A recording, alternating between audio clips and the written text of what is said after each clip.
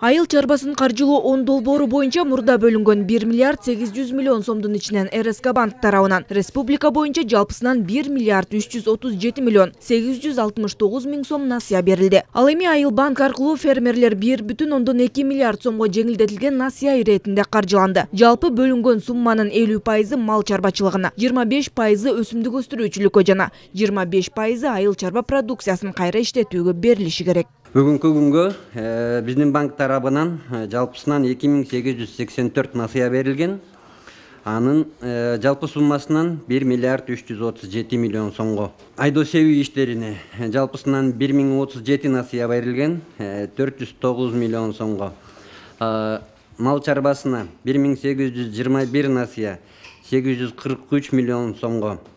Ал эми кайра иштетүүгө 26 насыя 84 миллион 700. Баарыбызга маалым болгондой, кайра иштетүүнүн сезону али келе элек, али алдыда. Бул насыялар дагы алдыда биздин банк тарабынан берилет. Бул долбоор менен 2234 дыйканды каржыладык. 1 миллиард 231 миллион сомго каржыладык да. Анын ичинен мал чарбасы боюнча токтоло кетсем, негизи 900 миллион сом каралган. 900 миллион сомдун 754 миллион сомун 1309 дыйканга кредит катары бердик.